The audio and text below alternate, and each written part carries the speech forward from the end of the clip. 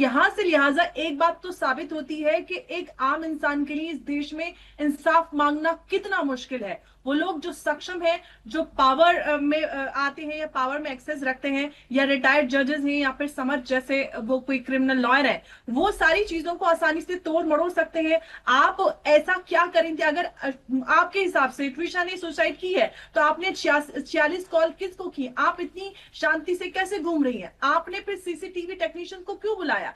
क्यों वो सारी सीसीटीवी फुटेज नहीं है? तो सारी चीजें जब आम लोगों को समझ में आती है तो पुलिस को कैसे समझ में नहीं आई? पुलिस ने पहले ही डिक्लेयर कर दिया कि भाई सुसाइड करके एक लड़की मर गई जो बड़ी खुश है, अपने आप को सेल्फ केयर कर रही है, सारी चीजें कर रही है। तो मुझे लगता है कि पुलिस की जिम्मेदारी और पुलिस की भूमिका यहाँ पे सबसे ज्यादा संदेहास्पद रही है। उनको नहीं उम्मीद थी कि शायद मीडिया ट्रायल होगा। अब ऐसा लग रहा है कि मीडिया ट्रायल होगा और मीडिया इंसाफ देने लगेगा और मीडिया ही पुलिस का काम करेगा। ऐसा लग रहा है। मीडिया को गाली देने तो आ जाते, लेकिन जो मीडिया का कार्य है, जो एक आम इंसान को इंसाफ दिलाने में मीडिया ही भूमिका अदा कर रहा है। अदरवाइज तो कोर्ट से क्या उम्मीद रखेंगे? अगर लोग सक्षम है, बड़े परिवार से हैं, तो फिर तो उनको इंसाफ ही नहीं मिलेगा।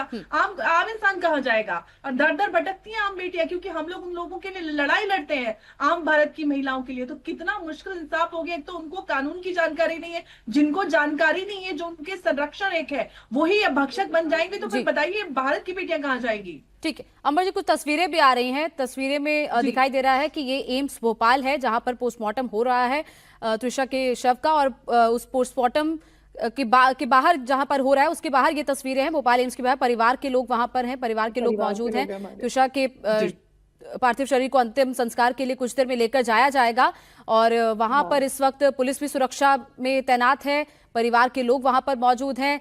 क्या पोस्टमार्टम में निकल कर आएगा ये भी बार बार सामने क्या आएगा, क्या चीजें, क्या फैक्ट सामने आएंगे, क्योंकि अब दिल्ली एम्स से टीम गई हुई है। डॉक्टर सुधीर गुप्ता की लीडरशिप में इस वक्त टीम वहां पर पोस्टमार्टम कर रही है। पोस्टमार्टम रिपोर्ट जब सामने आएगी उसमें पूरे फैक्ट्स सामने आएंगे, क्योंकि अभी तक जो फैक्ट्स आए थे, परिवार का कहना है वो सारे फैक्ट्स गलत थे, छुपाए गए थे।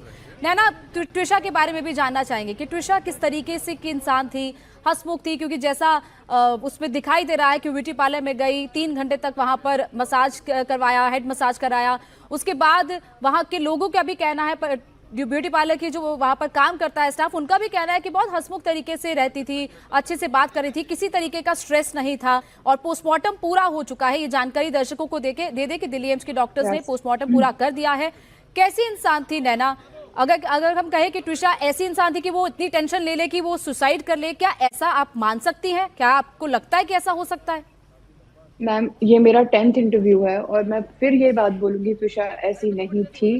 त्रिशा कभी ऐसा कर नहीं सकती थी। मैंने उसकी बॉडी लैंग्वेज देखी थी, जो मेरे को सैलून का वीडियो देखा था मैंने। हम दोनों ने, बहनों ने काफी बार सैलून सेशंस खुद भी लिए हैं साथ में बैठ के। मुझे उस बॉडी लैंग्वेज में कुछ भी अलग नहीं लगा। उसकी बॉडी लैंग्वेज ऐसी ही होती थी, वो बिंदास थी। आप देखोगे जब वो पार्लर में घुसी भी है तो उसने स्टाफ से बड़े पोलाइटली हंस के कुछ पूछा है, शायद उन्होंने बोला अच्छा आप लोग मूवी देख रहे थे, और उसकी रीविजिट थी पार्लर में।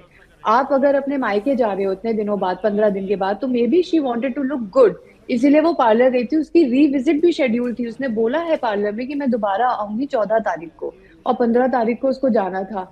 मैम, ये विजुअल जो आ रहे हैं, ये मामी है, ये जो ग्रीन कुर्ते में है, ये मेरी सगी मामी है, और ये त्रिशा की चाची है फोन पे, और त्रिशा की भाभी है। मैं आज उस जगह पे हूँ नहीं, क्योंकि मेरे को फ्लाइट्स नहीं मिली। मैम, मेरे को बहुत दुख हो रहा है कि मैं अपनी बहन को एक आखिरी बार, मैं अपने दोस्त को छू भी नहीं पाऊंगी, लेकिन मैं अपने परिजनों को देख के मेरा दिल टूट रहा है। ये बहुत ही मैं चाहूंगी, मीडिया से भी रिक्वेस्ट करूंगी कि बहुत ही ध्यान से मेरी मामी को, मेरे परिवार का एकदम, मतलब उनको थोड़ी सी प्रिवेसी स्पेस दें, और इस मुद्दे को साइमल्टेनियसली इसको दबने ना दे मैम, बिल्कुल भी दबने ना दे।